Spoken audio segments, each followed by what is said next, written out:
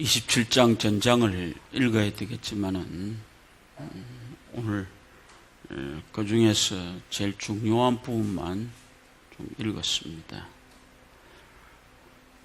7호 태풍, 이름도 이상한 브라비룬인가 하는 친구가 처음에는 우리나라를 관통할 것이라고 했습니다. 그런데 자꾸만 밀려가서 결국 해내탄을 빠져서 나가게 되었습니다. 만약에 그 태풍이 바로 올라왔다고 하면은 아마도 많은 피해가 있었을 것입니다. 그러나 이제 태풍이 비껴감으로 인해서 조금은 안도하는 시간을 가질 수 있게 되었습니다. 근데 또 좀 있다가 마리안가 하는 태풍 하나가 더 올라온다고 그럽니다. 나는 이번 태풍 톡 속에서 이런 생각을 했습니다. 내 인생에 태풍이 불어닥쳐 온다고 한다면 나는 어떻게 할 것인가? 우리에게 부는 바람은 태풍이라고 그렇합니다. 북대서양과 칼리브 등에 부는 바람을 허리케인 그렇게 얘기하죠. 우리 요즘 들으면 허리케인이라고 하는 얘기를 합니다. 인도양과 아라비아에 부는 바람은 사이클론이라고 그렇게 얘기를 합니다. 좌우지간 태풍이라고 하는 것이 지나오면 많은 손해를 끼치는 것만은 틀림없습니다. 이번에 이 태풍과 함께 몰려왔던 많은 비가 일본에 내림으로 인해서 일본은 이번에 100명 가까운 사람이 죽음을 맞아야 되는 그런 절박한 상황이 이루어졌던 것 같습니다. 오늘 성경 속에 유라굴로락 하는 강풍이 일어났습니다. 원래 그 강풍은 안 만나고 지나갈 수 있었습니다. 그런데 이 얘기 속에서 우리가 많이 생각하고 넘어가야 되는 얘기가 바울은 뭐라고 그랬어요? 이번 항해를 안 하면 좋겠다. 배에도 많은 손해가 올 것이고 많은 사람들에게도 어려움이 올 것이다. 가지 말자. 그렇게 했는데 왜 그런가 하면 지금 만약에 안 가고 그대로 이 항구에 매여 있다고 그러면 앞으로는 바다가 얼어버리기 때문에 배가 항해할 수 없는 상황이 되어지는 겁니다. 그러면 한번 생각해보세요. 선주도 손해고 선장도 손해고 화주도 손해고 그러니까 많은 사람들이 손해를 봅니다. 그래서 가자 그렇게 합니다. 그런데 바울은 안 된다. 가면 손해를 당한다. 나는 요즘 이런 생각을 합니다. 대한민국에 발을 디디고 서 있는 여러분들, 경제적인 광풍이 우리 속에 불어오고 있습니다. 참 힘들다고 그럽니다. 지금 온갖 것 다 힘들다고 그러는데 저 위에 있는 아들만 괜찮대요. 무슨 용 빼는 재주를 가졌는지 모르지만 괜찮답니다. 그런데 이럴 때일수록 우리는 정신을 차려야 되지 않겠는가라고 하는 그런 생각을 가집니다. 나는 이런 얘기를 합니다. 위기가 곧 기회다. 뒤집히면 기회입니다. 그래서 이 위험한 시기를 우리는 어떻게 지날 것인가를 한번 오늘 말씀 속에서 한번 생각해 보기를 원합니다. 인생 중에 가장 중요한 시기는 인간이 하나님을 만나는 것입니다. 그보다 더 귀중한 시간은 없습니다. 근데 오늘 여기 이 사도행전 27장의 말씀 속에서 많은 사람들이 이번 광풍 속에서 하나님을 만나 배웁니다. 근데 참 멋있습니다. 나는 바울 사도를 생각해 볼 때마다 그 위대한 힘이 어디서 나왔는가 봤더니 그분은 모든 걸 저분하고 얘기를 합니다. 저 위에 계시는 하나님과 내통하고 삽니다.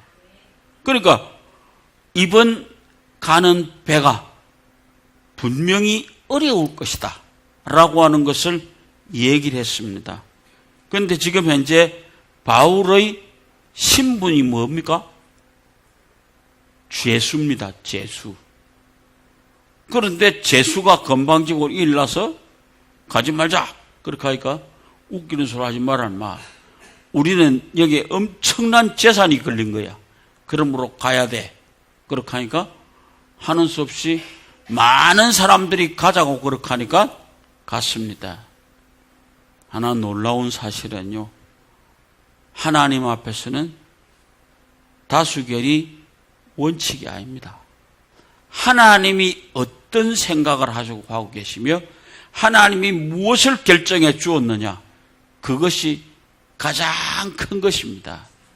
그런데 여기서 우리가 생각해 볼 때에 그 사람들이 뭐라고 그럽니까? 백부장이 선장과 선주의 말을 바울의 말보다 더 믿더라.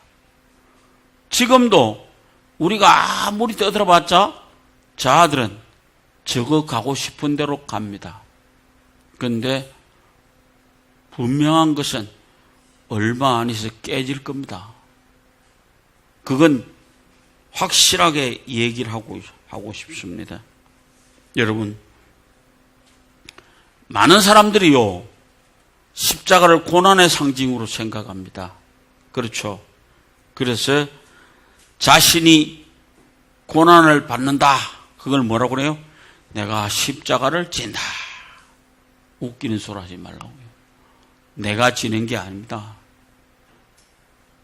그 상황이 어떻게 되어서 가는가를 파악하지 못하기 때문에 그와 같은 짐을 닦아지고 힘들어하고 있습니다. 그래서 그야말로 힘들어하는 사람들이 많아져 가는 것입니다. 그러면 오늘 이런 위기를 어떻게 넘어갈 것인가 한번 생각해 봅시다. 첫째로 위기가 왜 찾아왔는가를 알아야만 합니다.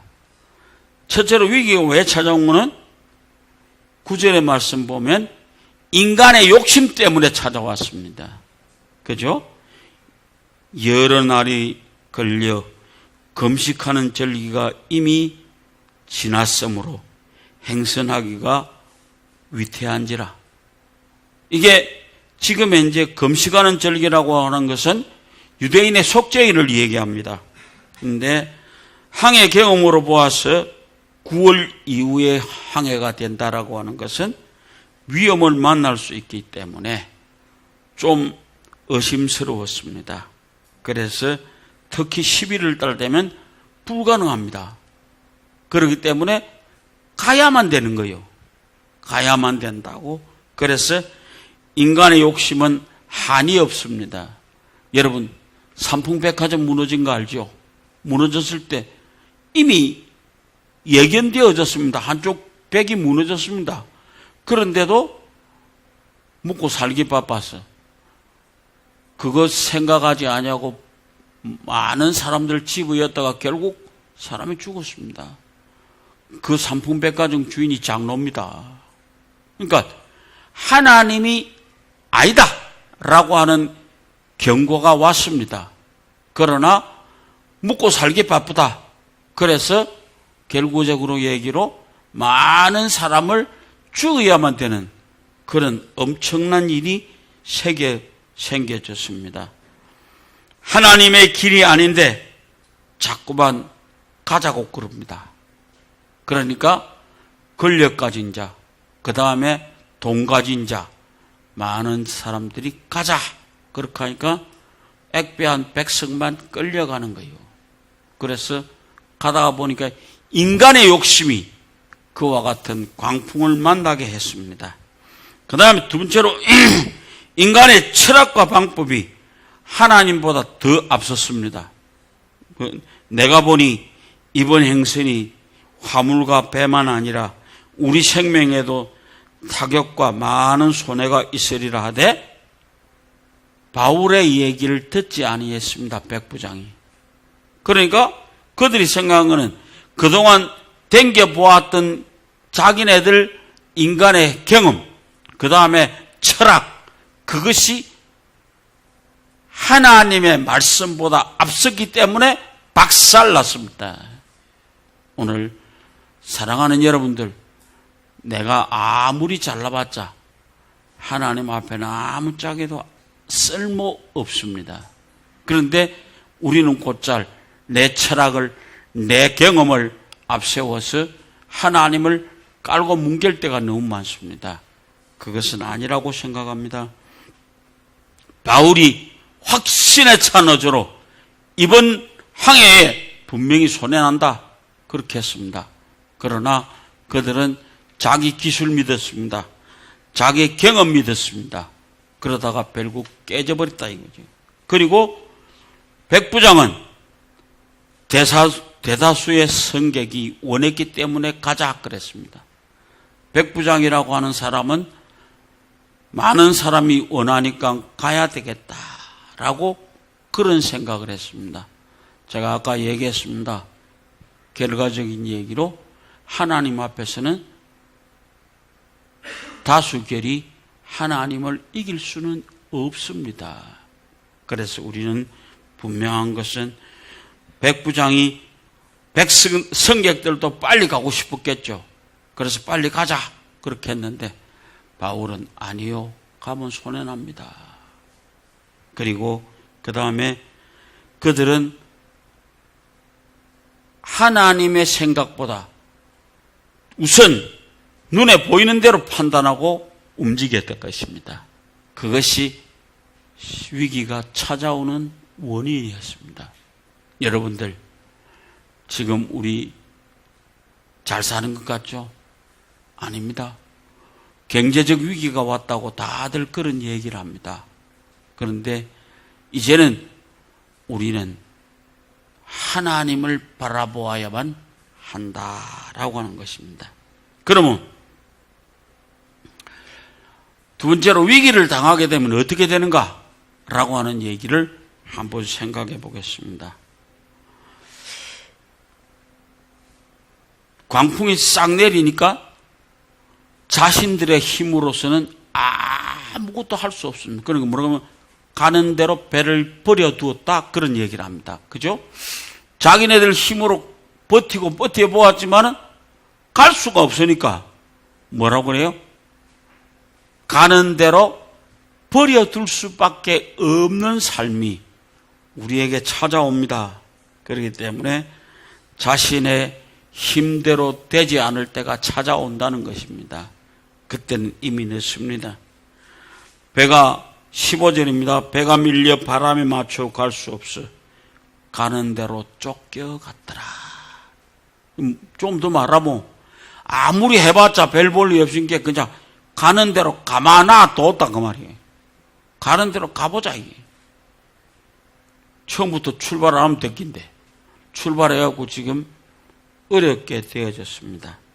그 다음에 중요한 것들을 몽창 다 버렸습니다. 18절 19절에 뭐라고 그래요? 우리가 풍랑으로 심히 애쓰다가 이튿날 사공들이 짐을 바다에 풀어버렸더라. 아시겠습니까? 지금 갈 길이 어려우니까 배를 가볍게 하기 위해서 배에 실려있는 모든 것 버렸습니다. 여러분, 잘 못하면 우리는 가지고 있는 것 다 버려야만 합니다.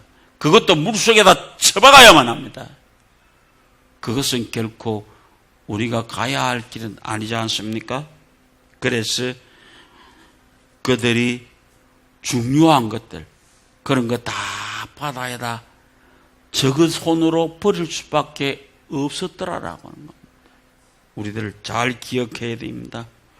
그래서 20절 가보면 여러 날 동안 해와 달과 별이 보이지 아니하는,